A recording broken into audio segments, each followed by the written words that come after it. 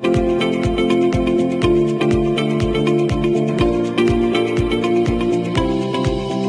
Everyone and welcome to Jarnia talks. Jarnia talks में हम हर एक एपिसोड में एक इंस्पायरिंग पर्सन को आपके सामने लाते हैं, उनसे इंटरैक्ट करते हैं, उनके बारे में थोड़ा जानते हैं और उनका क्या लुकआउट है, समाज के बारे में क्या उन्होंने सीखा है, वो हम आपके सामने लेकर आते हैं। इसी सिलसिले में मशहूर फिल्म मेकर आज हमारे साथ हैं। आज हमारे साथ प्रिया जी हैं। प्रिया जी, बहुत बहुत स्वागत है आपका। थैंक यू मुझे इस अपॉर्चुनिटी के लिए, आप सबसे इंटरेक्ट करने के लिए। एक वर्चुअल रियलिटी में जी रहे हैं हम आजकल, और ऐसे एक अपॉर्चुनिटी लोगों से बात करने के लिए, अपना कुछ एक्सपीरियंसेस शेयर करने के लिए, मुझे इनवाइट करने के लिए बहुत बहुत शुक्रिया। प्रिया जी के कुछ नोटेबल वर्क्स हैं जिनके बारे में मैं बता देना चाहूँगा। जैसे कि 2009 में इनकी एक शॉर्ट फिल्म आई थी, जब ये स्टूडेंट थी तभी उन्होंने बनाई थी, जिसका नाम था खाना बदोश। उसके बाद 2013 में माय सेक्रेड ग्लास बाउल, ये इनकी एक शॉर्ट फिल्म थी। 2016 में सर्वे नंबर 0, और उसके बाद 2019 में, जिसकी वजह से मैं प्रिया जी को स्पेशली जान पाया, कोरल वुमेन इन्होंने बनाई। प्रिया जी, इतना सारा काम, इतना सारा प्रोत्साहन आपको मिला है। अगर आपकी बचपन की बात की जाए, अर्ली लाइफ की बात की जाए, तो कैसे था आपका बचपन और क्या आपको शुरू से रुझान था फिल्म मेकिंग के प्रति? मेरी भाषा से आप लोग समझ कर चुकी होगी, मैं दिल्ली की रहने वाली नहीं हूँ। अभी रहती हूँ दिल्ली में, मैं केरल की। मैं केरला में पढ़ी हूँ, कॉलेज सब कुछ केरला में किया था। केरला में मेरा गांव का नाम कोड़िकोड है, कैलिकट। मलबार नॉर्थ रीजन में रहते थे। तो एक नॉर्मल मिडिल क्लास फैमिली में पैदा हुआ, जिसमें कोई आर्ट्स का लेना देना नहीं था। दूर दूर तक कोई गाने वाला या नाचने वाला, कोई आर्ट्स कुछ भी नहीं था। सब लोग पढ़ना है, इंजीनियर बनना है, डॉक्टर बनना है। सारी कजिन्स और जहाँ पे भी देखो आसपास में सब लोग उसी लाइन में जा रहा था।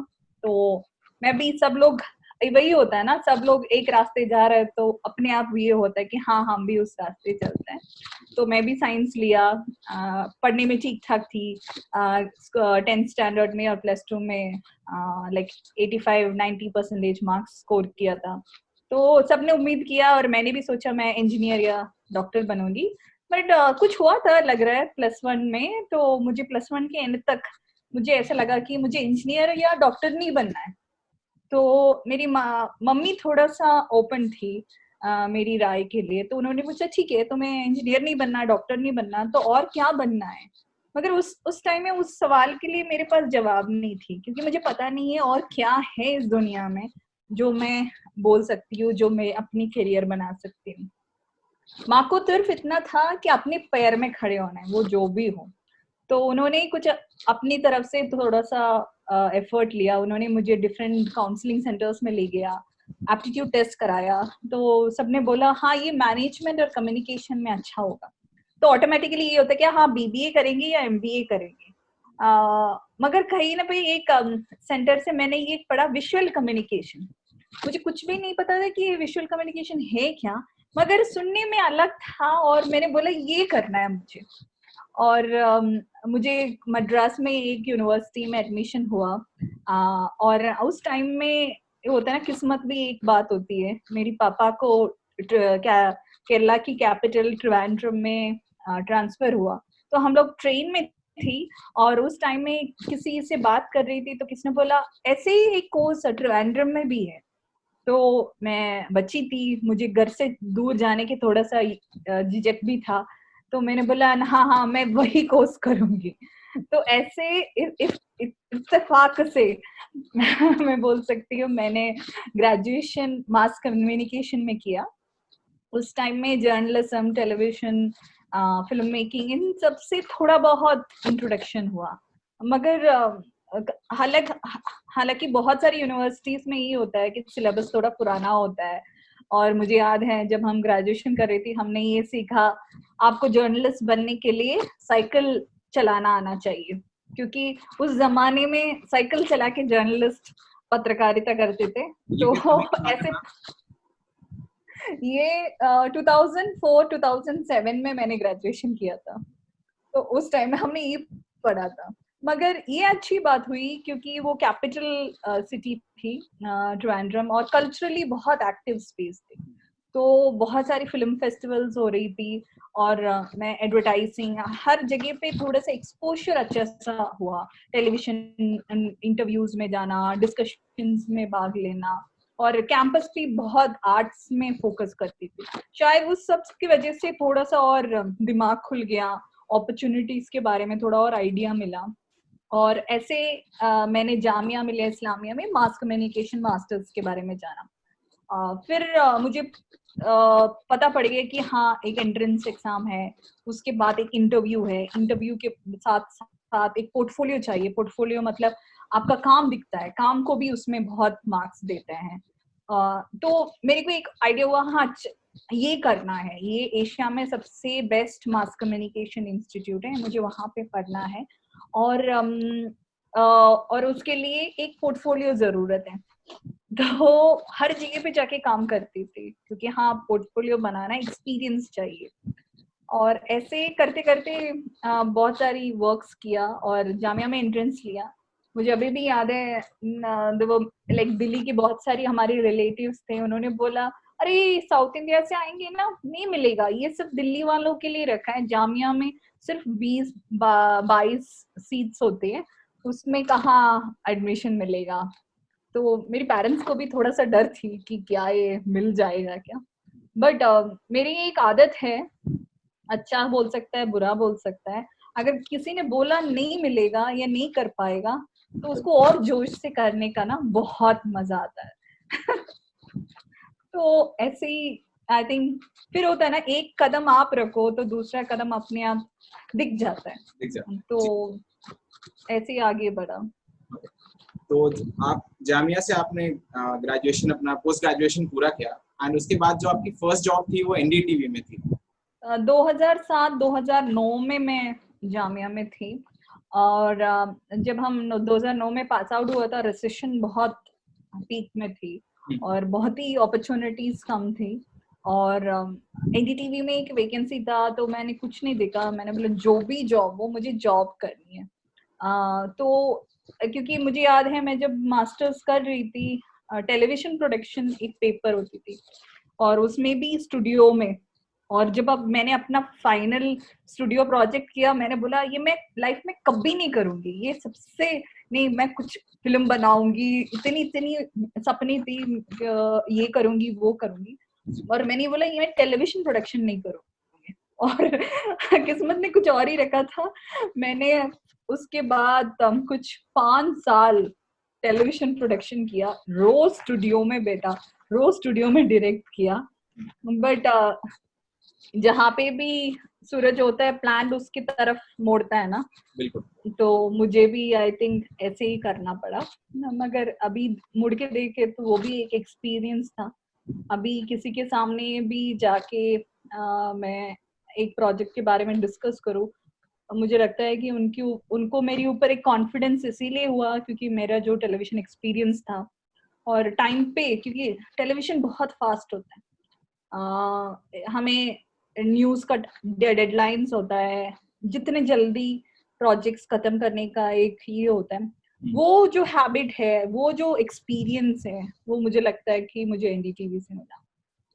बट हाँ मैंने अपनी पैशन को बुझने नहीं दिया, मैं काम करते करते डॉक्यूमेंट्रीज बना रही थी। तो आप एनडीटीवी में काम करते करते भी क्या समय निकाल के डॉक्यूमेंट्रीज बना रहे थे? हाँ मैं अपनी छुट्टियां इतनी प्लान करती थी, मुझे ये फिल्म बनानी है तो मुझे इतनी दिन चाहिए, तो साल में हमारा छुट्टियां इतना होता है, वो अगर सैटरडे संडे के साथ अगर एक छुट्टी लिया तो इतना शूट कर सकती है। तो थोड़ा ज्यादा मेहनत करना पड़ा उस टाइम में, मगर काम करने के टाइम में हार्डवर्क का मजा एक अलग होता है, तो मुझे वो हार्डवर्क नहीं लगा, मुझे मजा आ रहा था। मगर हाँ लिमिटेशंस थी, जब आप अपनी फिल्म को एक थिएटर में जाके देखता है और बाकी लोगों का फिल्म भी देखता है, और उनकी जो फिल्म मेकिंग एक्सपीरियंस जब सुनती थी, तो मुझे भी लगता था कि काश मैं भी थोड़ा फ्री होके सिर्फ अपनी फिल्म के बारे में सोचूं, ये ऐसे नहीं कि कल मुझे ऑफिस जाना है या कल ऑफिस में क्या काम होगा, ये नहीं सोचे अपनी जो फिल्म मेकिंग में पूरा जान और ये दे दे। ये कभी कभार लगता था। आई थिंक वो जो अटकता था वो ऑलमोस्ट 9 years के बाद मुझे वो डिसीजन लेने के लिए कॉर्पोरेट जॉब या एक मंथली सैलरीड वाला जॉब को छोड़ने के लिए हिम्मत उसी इसने दिया कि हाँ एक काम कर रही है तो उसको पूरा टाइम और माइंड स्पेस देके करना है। बिल्कुल। तो एनडीटीवी के में जॉब के दौरान आपके कुछ इंडिपेंडेंट प्रोजेक्ट्स रहे थे, क्या आप उनके बारे में थोड़ा बताना चाहेंगे? बहुत सारे काम किया मैंने। 2 डिपार्टमेंट्स में काम किया था। एक इनिशियली जब ज्वाइन किया था एक पॉलिटिकल सटायर शो में थी, वहाँ पे काम किया। फिर उसके बाद एनडीटीवी का डॉक्यूमेंट्री फीचर प्रोग्राम में काम किया। दोनों एक अलग ही एक्सपीरियंस था। आई थिंक प्रोफेशनली पर्सनली अपने आप को बदलने के लिए। और इंडस्ट्री का सबसे सीनियर लोग वहाँ पे काम करते हैं, उनके साथ काम करना, उस पॉलिटिक्स और उस आइडियोलॉजी को समझना, वो सब उस दौरान ही हुआ है। मगर सबसे एक लाइक एक स्पेशल एक्सपीरियंस जब मुझे एक रिपोर्टिंग में भेजी थी हर्षमंदर के साथ। हर्षमंदर कारवां मोहब्बत शुरू किया था उस टाइम में। तो उस टाइम में मुझे उनके साथ पूरा अराउंड 6 स्टेट्स में ट्रैवल करने का मौका मिला था। वो एक अलग ही एक्सपीरियंस था क्योंकि हम जनरली हर इशू के ऊपर कवर करते हैं, पॉवर्टी हो, आर्ट्स हो, कल्चर हो, इन सब के बारे में हम स्टोरीज करते हैं। मगर एक ग्रुप के साथ जाके एक ग्राउंड लेवल चीज करना, एक ह्यूमैनिटी के लेवल पे ये काम करना, वो बहुत ही स्पेशल एक्सपीरियंस था। हमने एक फीचर लेंथ में एक शो किया था उसके बारे में। मैम, आपने बात करी सिलेबस जब आपके टाइम पे था वो पुराना था और आपको ये भी बोला जाता था कि अगर पत्रकार बनना है तो साइकिल चलाना आना चाहिए। ये सवाल मैं उन लोगों के लिए स्पेशली पूछ रहा हूँ जो कि स्टूडेंट हैं मास कॉम के। सिलेबस आज भी अगर देखा जाए तो उतना अपडेटेड नहीं है जितना स्पीड से चीजें अपडेट हो रही हैं। तो इस चीज को जो स्टूडेंट्स हैं हमारे वो कैसे कोप अप करें? मेरे लिए जब तक आप फील्ड में नहीं उतरेंगे, जब तक आप खुद काम नहीं करेंगे, आपका सीख कुछ भी नहीं है। रियल सिलेबस, रियल एक्सपीरियंस जब आप काम करना शुरू करेंगे, वो छोटा हो बड़ा हो, किसी को असिस्ट करो या खुद को एक्सप्लोर करो, क्योंकि हर फील्ड इतना वाइड है, मास कम्युनिकेशन ही इतना वाइड है। आप जर्नलिस्ट बन सकता है, आप स्क्रिप्ट राइटर बन सकता है, आप डायरेक्टर बन सकता है, एडिटर बन सकता है, कैमरा पर्सन बन सकता है। इतनी वाइड फील्ड से आपको क्या पता है कि आप किस में अच्छा है। तो मैं 2 चीजों में विश्वास करती हूँ, एक हार्डवर्क के ऊपर, एक टैलेंट के ऊपर। तो अगर आपको टैलेंट है अगर या आपको हार्डवर्क भी आपको करने के लिए एक पॉइंट के बाद मोनोटोनस हो जाता है, तो आपको वो नहीं करना। आपको ये कौन सा फील्ड में मुझे मजा आता है या मुझे करने में मजा आता है, ये एक्सप्लोर करना चाहिए। तो इनिशियली मैं ये बता सकती हूँ कि आप लोग कहीं भी जाओ, किसी से भी बात करो और काम करना शुरू करो और एक्सप्लोर करो कि हाँ ये अच्छा है, मैं इसमें कुछ और कंट्रीब्यूट कर सकती हूँ, मैं इससे बेहतर कर सकती हूँ। वो सीख तभी मिलता है जब आप लोग वो काम करेंगे। तो मैंने भी गिव एंड टेक, अभी भी मैं सोचती हूँ, अभी भी मैं सीख रही हूँ। मैंने ये 2 दिन पहले, ये इंटरव्यू की 2 दिन पहले एक स्क्रिप्ट राइटिंग वर्कशॉप में भाग लिया था। मुझे लगा कि मैंने किया है, स्क्रिप्ट राइटिंग पढ़ी है कुछ 10 साल पहले, मगर कहीं पे ब्लॉक हुआ था। मुझे एक कहानी मेरे दिमाग में आया, मैं वो लिख नहीं पा रही थी, क्योंकि एक स्क्रीन राइटिंग लैंग्वेज अलग होता है। तो मुझे लगा कि हाँ मुझे सीखना चाहिए। और मैंने अपनी ही उम्र का एक फिल्म मेकर कोर्स कर रही थी, तो मैंने एनरोल किया। तो मुझे अभी भी याद है कि जब मैं एनरोल किया था, जिस जो भी इंचार्ज था उसने बोला, मैम हमने आपकी कोरल वुमन देखी है, आप इस कोर्स में क्यों आ रही हो? तो मैंने बोला मुझे भी सीखना है, मुझे पता है कि मैं सीखूंगी कुछ नया इस वर्कशॉप के जरिए। और मुझे बहुत मजा आया। 4 दिन मैं एक स्टूडेंट की तरह बैठ गई। मैं होमवर्क कर रही थी, जो भी होमवर्क दे रही थी वो सेशन में मैं करके आती थी। और मुझे लगा कि एट द एंड मैं कुछ लेके ही निकला। तो सीखने के लिए वो जो आपका ये होना चाहिए वो कभी खत्म नहीं होना चाहिए, और just explore the world is like, हम ये बोलते कि उसके दरिया एक आर्टिकल पढ़ा था, there are billions of stories around us, क्योंकि हर लाइक अगर हम एक किसान के बारे में फिल्म बनाएंगे, हर किसान की कहानी अलग होती है। वो महाराष्ट्र के किसान में भी 1000 कहानियां आपको मिलेगा। तो हजारों कहानियां हमारे आसपास है, वो सब बोलने के लिए हजारों का कलाकार चाहिए। एक और सवाल मैम मेरा, और ये भी स्टूडेंट से रिलेटेड है, मास कॉम से के स्टूडेंट से रिलेटेड है। पोर्टफोलियो पे आपने काफी जोर दिया और आपने कहा कि पोर्टफोलियो स्ट्रांग होना चाहिए, तो पोर्टफोलियो बिल्डिंग की भी क्या आप कुछ टिप्स देना चाहेंगे? तो आप कहाँ अप्लाई करना चाहते हैं? अगर FTI या SRFTI है या मास कॉम जामिया की है, तो हर जगह की आपको एक ये पता करना है कि आपका पोर्टफोलियो कौन देख रहा है। आप एक जॉब के लिए जा रहे हैं तो अलग तरीके के पोर्टफोलियो चाहिए होगा। तो मैंने सीनियर वहां पे जो पढ़ी थी उन लोगों से बात किया था, तो वो हर टाइम बात कर हेल्प होता है। तो मेरी पोर्टफोलियो में क्योंकि मास कम्युनिकेशन का था, तो उसमें जर्नलिज्म का भी इम्पोर्टेंस थी। तो जर्नलिज्म, फोटोग्राफी, वीडियोग्राफी, इन तीनों में इंटरेस्ट दिया था। और ये भी ध्यान रखना चाहिए आपके काम के ऊपर आपके ऊपर सवाल उठेगी इंटरव्यू में। तो जो भी कर रहे हैं, बहुत सारे लोग फेक पोर्टफोलियोज तैयार करते हैं, वो नहीं होना चाहिए। आपका ही काम रखिए, थोड़ा सा मेहनत करना पड़ेगा, आपको एक टारगेट रखना पड़ेगा कि हाँ अगले साल मैं एंट्रेंस देने वाली हूँ, तो अभी से ही शुरू कर लो क्या क्या करना है। इंटर्नशिप्स कर लो, इंटर्नशिप्स पोर्टफोलियो की भाग हो सकता है। आप किसी के साथ असिस्ट कर रही है, वो भाग हो सकता है। और आजकल अगर फिल्म फेस्टिवल हो रहे हैं, वहाँ पे वॉलंटियर्स इनवाइट करते हैं। जब मैं NDTV में थी, मुझे याद है बच्चे 1 महीने की इंटर्नशिप के लिए आता था। तो आपको वो प्लान करना चाहिए। आई थिंक प्रोफेशनल डेवलपमेंट के लिए प्लानिंग बहुत जरूरी है, तो वही एजुकेशन के लिए। और कई बार बहुत सारे लोग बोलते हैं कि क्या एक अच्छी यूनिवर्सिटी में पढ़ना इतना जरूरी है क्या कुछ करने के लिए? जरूरी नहीं है।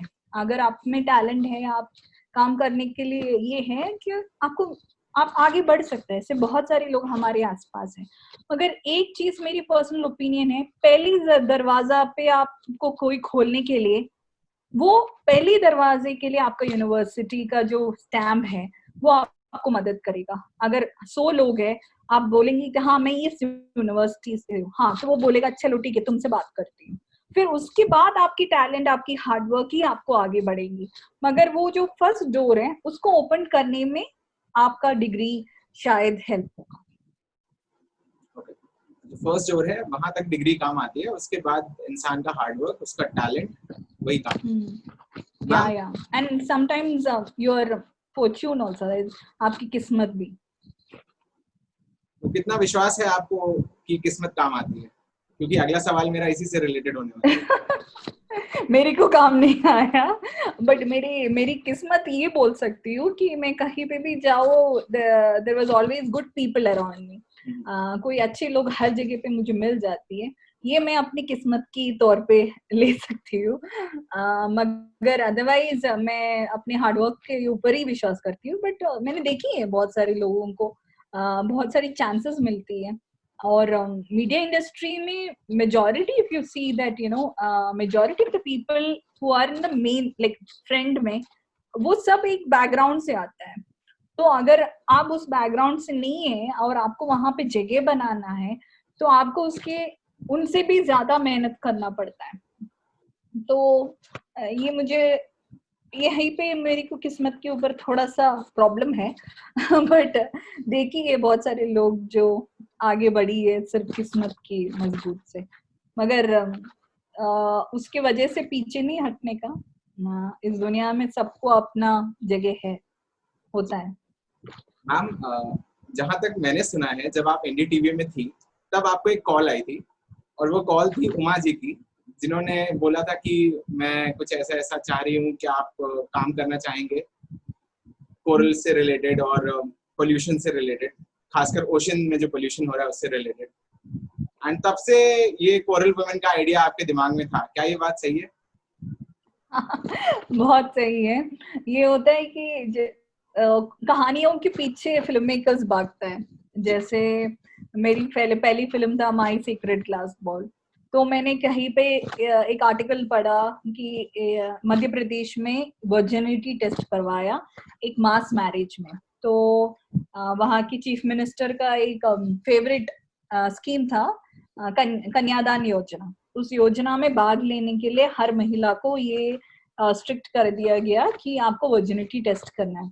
तो ये सुन के मुझे हैरान हुआ। फिर वर्जिनिटी के बारे में मैं पढ़ने लगी, लोगों से बातें करने लगी, मैं उसके पीछे पीछे भाग रही थी और फाइनली फिल्म बन गया।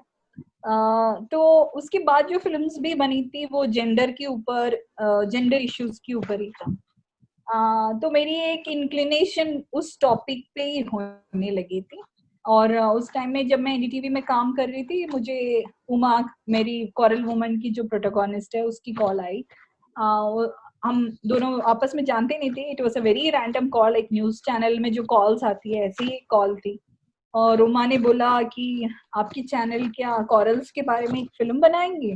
तो हमारे को ऐसे कॉल्स तो आते रहते हैं ना कि हाँ मैडम आप इस इश्यू पे रिपोर्टिंग कराइए वगैरह वगैरह। तो मैंने भी बोला कि मैडम आप ऐसे नहीं न्यूज बनते या ऐसे नहीं फिल्में बनाती है। मगर वो साउथ इंडिया से थी और मैं केरल की ही हूँ, तो वो शायद कहीं पे कनेक्शन हुआ। और उमा ने मेरे बारे में बात किया। फिर उमा ने कॉल करके बोला मैंने आपकी फिल्में देखी, आप फिल्म बनाती है, आप क्यों नहीं एक फिल्म बनाए कोरल्स के बारे में? तो एक्चुअली कोरल्स के बारे में मैं कुछ भी नहीं जानती थी, मगर उमा की जो स्टोरी, एक 50 साल की एक हाउसवाइफ कोरल्स को देखने के लिए स्विमिंग डाइविंग सीखा, ये मुझे बहुत एक्साइटिंग लगा। तो मैंने उनसे बोला मुझे कोरल्स के बारे में कुछ नहीं पता, मगर मैं आपके बारे में फिल्म बनाना चाहती हूँ। तो 2 साल हमारी फ्रेंडशिप रहा, ऑनलाइन ही, व्हाट्सएप और फेसबुक और जीमेल के थ्रू। और उसके बाद जब मैंने एनडीटीवी छोड़ने का डिसीजन लिया, उस टाइम में मैंने उमा को कॉल करके बोला चलो हम बनाते हैं पिक्चर। जी, तो कहीं ना कहीं किस्मत भी थी कि उमा जी का कॉल आपको आया। हाँ, तो अब आप कह ऐसे सकते बोल हैं कि सकता है। किस्मत होती है और आपका भी साथ दिया है। हाँ, हाँ, ऐसे बोल सकता है। मगर हाँ, बट वो किस्मत को भी हमने ही शेप दिया। बिल्कुल। पूरी किस्मत के ऊपर छोड़ा नहीं था, क्योंकि डर थी। जैसे मैंने बोला, एक कॉर्पोरेट जॉब को छोड़ना इतनी आसान नहीं था। क्योंकि 8 साल से एक आदत होती है ना कि हाँ 30 तारीख को तुम्हारी अकाउंट में सैलरी आएगी, और एक सिक्योरिटी थी, एक ब्रांड थी। तो उसको छोड़ के ये फ्रीलांसिंग वर्ल्ड बहुत ही ओपन होता है कि कहाँ शुरू कहाँ खत्म पता नहीं, फंड कहाँ से आएगा, कौन तुम्हें ये करेगा। तो वो डिसीजन लेना थोड़ा डिफिकल्ट था। जी। तो वो किस्मत को एक के हिसाब से एक जंप मारना भी वो मेरी चॉइस थी। आपकी चॉइस थी, बिल्कुल। जैसे मैम आपने बताया कि काफी अनसर्टेनिटीज रहती हैं, स्पेशली जब आप कॉर्पोरेट को छोड़ के फ्रीलांसिंग में उतरते हैं। तो ये जो आपकी मूवी थी कोरल वुमेन, उसके दौरान, उसके शूट के दौरान क्या क्या चैलेंजेस आपने फेस किए थे? कोई ऐसा इंसिडेंट हुआ हो जो आपको स्पेसिफिकली याद हो, आप हम सबसे शेयर करना चाहें? सबसे बड़ा चैलेंज ये था कि अंडर वाटर फिल्म थी, और अंडर वाटर फिल्म करने का कोई एक्सपीरियंस नहीं था मुझे। ये कोई फिल्म स्कूल सिखाता नहीं है कि कैसे अंडर वाटर शूट कर सकते हैं। मगर ये अच्छी बात हुई थी, तब तक जो एक्सपीरियंस मैंने बिल्ड किया था वो हेल्प हुआ मुझे। फंडिंग जो इनिशियल बड़ा अमाउंट नहीं था, क्योंकि इंडिया में फंडिंग, इंडियन फंडिंग एजेंसीज बहुत ही कम फंडिंग्स देते हैं। तो मुझे वो फंडिंग मिलना मुश्किल नहीं हुआ था। तब तक मैंने क्रैक किया था कि कैसे स्क्रिप्ट लिखना, प्रपोजल लिखना है वगैरह। और और कॉन्टैक्ट्स बनाना, क्योंकि मुझे, मेरा एक पॉलिटिक्स है अपनी काम में कि मैं ज्यादा विमेन को अपनी फिल्म में अपॉर्चुनिटी देती हूँ टेक्नीशियंस के तौर पे। तो वो एक पॉलिटिक्स ही है, क्योंकि अगर मुझे एक पावर है किसी को हायर करने का, तो मुझे लगता है कि हमारे आसपास बहुत सारी विमेन टेक्नीशियंस हैं जिनको वो अपॉर्चुनिटी मिलना चाहिए, तो मैं अपनी फिल्म में वो स्पेस देती हूँ। मगर अंडर वाटर शूटिंग के लिए जो भी नाम दिखाई दे रहा था वो सब आदमियों की था। और but again I did a cool thing. I just put a post on Facebook telling I'm looking for a female camera, underwater camera person, and the response was so good. I got like emails from very random people, even mail went into 2-3 levels, like friends shared it to their friend, and some random person, a cinematographer's father, emailed me telling my daughter is an underwater cinematographer. She is in Lakshadweep and she don't have internet, so I'm sending you her show reel. So very lovely experiences hold there, and 2 women cinematographers came on board.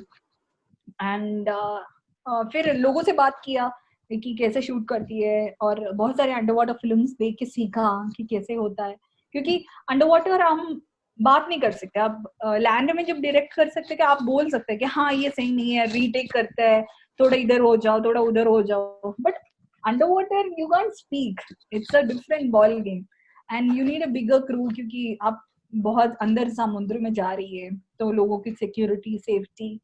और ये सबसे बड़ी सीख हुआ कि आप कितना छोटा है, क्योंकि when you go into the ocean, इतनी माइटी ओशन, इतनी पावर, तो तब आपको समझ आता है कि आप कितना छोटा है। और वहां पे डायरेक्ट करना, और क्योंकि वहां जाए तो समटाइम्स बारिश हुआ, हवा ज्यादा था, तो अनफेवरेबल सिचुएशंस होती है, और हमारी बजट इतनी टाइट थी कि हमें इतनी लग्जरी नहीं थी कि हाँ आज नहीं तो कल शूट कर लेंगे। तो ये सब बहुत बड़ा चैलेंज थी। और फिल्म बहुत क्योंकि एनवायरमेंटल इश्यूज हमारी आजकल, ऐसे एक फिल्म बनाना थोड़ा सा डिफिकल्टी है।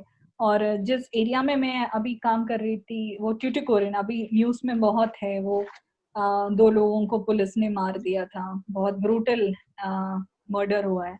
तो उस एरिया में ही, उसी जगह पे मेरी फिल्म की शूटिंग हुई थी। तो उसी टाइम पे ही मुझे लगा था कि वो एरिया बहुत सेंसिटिव है, तो अगर आप कैमरा बाहर निकाले एक इंडस्ट्री के अगेंस्ट, तो बहुत क्वेश्चंस आता है कि क्यों शूट कर रही हो, ये क्या होगा इसका। तो और उस टाइम में वहाँ पे एक स्टरलाइट, एक बहुत बड़ा कंपनी है, इंटरनेशनल कंपनी है, उसके अगेंस्ट भी प्रोटेस्ट चल रहा था। तो वहाँ पे कैमरा निकालना और भी मुश्किल था। तो वो चैलेंजिंग था, लोगों की सेफ्टी, सिक्योरिटी, ये सब। मगर ये होता है कि एक एथिक्स होता है ना कि हाँ मैं अपनी कैमरा को बंद कर सकती हूँ, मगर ये कहानियां बाहर आनी चाहिए। तो उस टाइम में थोड़ा सा अपने आप को थोड़ा पीछे प्रायोरिटाइज करती हूँ। जी मैम, जैसा आपने बताया कि there are billions of stories around us, and जब से सोशल मीडिया बहुत ज्यादा एक्टिव हुआ है, स्पेशली लॉकडाउन में जब लोगों ने एक्सप्लोर किया, कुछ नहीं था करने को, they became more active. And जिस तरह से ऑडियंस बढ़ी है, जितने भी कंटेंट क्रिएटर्स थे उनको भी अच्छी ऑडियंस मिलने लगी है। तो क्या मैसेज आप देना चाहेंगी जो यंग कंटेंट क्रिएटर्स हैं, स्पेशली जब आप एक तरफ ये भी बोल रही हैं कि बहुत सारी स्टोरीज हैं, बट कहीं ना कहीं हम ये देखते हैं कि लोग सीरियस मैटर्स की तरफ कम और कॉमिकल मैटर्स की तरफ या फनी चीजों की तरफ ज्यादा जाते हैं। तो कैसे बैलेंस करते हुए आपको लगता है कि जो ओरिजिनल स्टोरीज हैं या जो रियल स्टोरीज हैं उनको भी स्पेस मिलना चाहिए, प्रोवाइडेड इंडिया में इतने ज्यादा कंटेंट क्रिएटर्स हैं? बहुत सही बोला, बहुत अच्छा सवाल भी है, क्योंकि इतनी कंटेंट है एक क्योंकि, और I think digital cameras, mobile phones, ये सब जो किसी को भी, कोई फिल्म स्कूल का जरूरत नहीं है, किसी को भी एक फिल्म मेकर बनाने का एक पावर दिया है। उस पावर को कैसे यूटिलाइज करना है ये अलग बात है। कोई कुछ भी रैंडम शूट करने से फिल्म नहीं बनता। कभी कभार मुझसे भी लोग बोलते हैं हाँ मैं यहाँ पे गया था और मैंने डॉक्यूमेंट्री बना लिया, तो मेला देखने गया और डॉक्यूमेंट्री बना लिया। तो मेरे लिए वो डॉक्यूमेंट्री नहीं है। क्योंकि फिल्म्स मेरे लिए एक आर्ट है, जैसे आप पेंटिंग करते हैं, तो या एक कहानी लिखते हैं, ऐसे ही फिल्म मेकिंग भी आर्ट है। सिर्फ कैमरा बनाने से, कैमरा मिलने से आप कैमरामैन नहीं होता। उसके पीछे जो आंख है वो है camera, camera not like the equipment. आप आपके पास बहुत महंगी कैमरे की जरूरत नहीं है, आप एक मोबाइल फोन से भी अपना कहानियां जरूर बता सकती है, मगर उसके ऊपर एक सोच होना चाहिए, उसके ऊपर काम होना चाहिए। एक रैंडमली कहीं पे भी फ्रेम बनाया तो वो कहानी नहीं होता। क्वांटिटी नहीं मैटर करती, क्वालिटी पे ज्यादा फोकस होना चाहिए। और इतनी सारी मटेरियल्स के बीच में आपको अपना जगह बनाना है तो वो क्वालिटी से ही जगह बना सकता है। मगर इसका मतलब ये नहीं है कि आप सिर्फ सीरियस फिल्में बनाना चाहिए, नहीं, मैं बिल्कुल उससे ही नहीं करना है। लोग हंसना चाहिए, आपकी फिल्म को देख के एंटरटेन होना चाहिए। आप कोई भी पर्पस से, एंटरटेनमेंट हो सकता है, आपकी पर्पस इंफॉर्मेशन हो सकता है, मगर उसके पीछे एक दिमाग चलना चाहिए। हम आपने जो अभी तक सफर तय किया, एक नॉर्मल मिडिल क्लास फैमिली से आप आए, फिर आपने सोचा मुझे डॉक्टर या इंजीनियर नहीं बनना है, मुझे एक क्रिएटिव फील्ड में जाना है। ये सवाल जो है ये हर उस व्यक्ति के लिए है जो मिडिल क्लास से आता है और उसके पेरेंट्स उसे फोर्स करते हैं कि नहीं, लड़की है तो डॉक्टर बनना है, लड़का है तो इंजीनियर बनना है या लॉयर बनना है।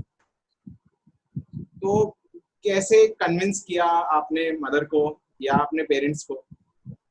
और बहुत सारे लोग सपना देखते हैं, बट मिडिल क्लास की प्रॉब्लम क्या है, उन्हें ये लगता है कि ये जो पर्टिकुलर चीज है, ये जो आर्ट्स है, इसमें सर्वाइवल बहुत मुश्किल होता है, क्योंकि मिडिल क्लास के अपने स्ट्रगल रहे होते हैं, पेरेंट्स के अपने स्ट्रगल रहे होते हैं, उनका कहना गलत नहीं होता।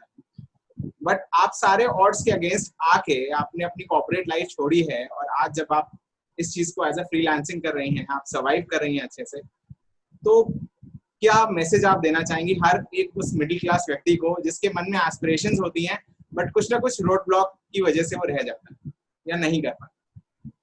मैं बहुत सारे ऑड्स में ही बड़ी हुई हूँ, क्योंकि मुझे लगता है कि हम जिस सोसाइटी से आते हैं, सिर्फ मिडिल क्लास फैमिली के अलावा भी जेंडर भी एक चीज होती है। जैसे मुझे याद है जब मैं मास कॉम करना शुरू किया, मेरी बहुत सारी फैमिली रिलेटिव्स ने बोला मेरी माँ को कि इसका शादी नहीं होगा, जर्नलिस्ट से शादी करना कोई नहीं चाहेंगे। और मुझे अभी भी याद है ऐसे ताने सुनी थी कि मैं सेकेंड ईयर पहुंच गई थी और मेरे को बोला अभी भी टाइम है, सोच लो, एंट्रेंस दे सकती है, वापस इंजीनियरिंग या मेडिसिन जा सकती है। तो मुझे इन सब की मुंह बंद करने के लिए एक ही तरीका था, अपने काम से। तो मेरे जोश उसमें ज्यादा हुआ। मैं अपनी यूनिवर्सिटी टॉपर थी और मुझे टॉपर होने में कोई शौक नहीं था। मुझे लगता है कि मैं सिर्फ उसी लिए किया क्योंकि मुझे इन सबको जवाब देना था, और मैंने यही सोचा कि मैं अपने काम से ही उसका जवाब दे सकती हूँ। और बहुत क्यों, फिर दूसरा ये होता है कि फैमिली को एक टेंशन होता है। मुझे अभी भी याद है जब मैंने फ्रीलांसिंग शुरू किया था, अपनी ग्रेजुएशन के टाइम में ही एक एड एजेंसी में काम करना शुरू किया था। फिल्म फेस्टिवल्स में वॉलंटियर करने लगी थी। तब मेरी माँ वेट करती थी, अगर मैं 6 बजे घर पे नहीं पहुंचा तो मैं उनको गेट पे दिखती थी, वो वेट करते थे। उस माँ से अभी जब मैं शूट में जाती हूँ तो वो 2-3 दिन तक कोई फोन कॉल ही नहीं होता, क्योंकि उनको पता है कि हाँ मैं कई काम पे गई। तो उस लेवल पे मेरी माँ या मेरी पेरेंट्स को भी ले जाने में भी मुझे ये मेहनत करना पड़ा था, क्योंकि वो उस कॉन्फिडेंस इसी नहीं मिलती, उस विश्वास आपको बड़ा बिल्ड करना चाहिए। और ये सब अपने काम से ही कर सकते हैं। कुछ रिस्पॉन्सिबिलिटी हमें भी होता है, क्योंकि वो लोग इसीलिए आपके बारे में टेंशन होता है क्योंकि वो लोग आपकी ध्यान रखता है, आपके बारे में ख्याल रखते हैं, आपके बारे में वरीड है। तो आपका भी रिस्पॉन्सिबिलिटी होती है, हाँ कहीं पे भी जाओ मैं इन्फॉर्म करती हूँ, व्हाट्सएप में एक फैमिली ग्रुप है उसमें बताती हूँ हाँ मैं यहाँ पहुंच गई हूँ। ये बोलना मेरी भी जिम्मेदारी है। और अपना सेफ्टी रखना भी, क्योंकि अकेला ट्रैवल करना, हमें सबको पता है कि दिल्ली में हो, बॉम्बे में हो, और आप अकेले ट्रैवल करती हो, आप एक महिला है, तो आपका सेफ्टी ध्यान रखना भी आपका ही जिम्मेदारी है। तो मगर ये सब एक्सपीरियंस से ही आता है, डर के पीछे बैठ गए तो ये सब नहीं होता था। एक एक स्टेप छोटा छोटा करके ही आप आगे हो सकता है। तो इजी नहीं था, बट अभी अगर मेरी पेरेंट्स में वो चेंज है, कल मेरी माँ बोल रही थी, मेरी कोई फैमिली रिलेटिव ने बोला हाँ मेरे फुल नेम इज प्रिया तुवेश्वरी है, तुवेश्वरी मेरा फैमिली नेम है, तो वो गूगल किया तो मेरा नाम आता है पहले, तो उन्होंने ऐसे ही मेरे पापा को शायद बोल दिया है कि हाँ प्रिया ने हमारी नाम बढ़ाया हमारी फैमिली का।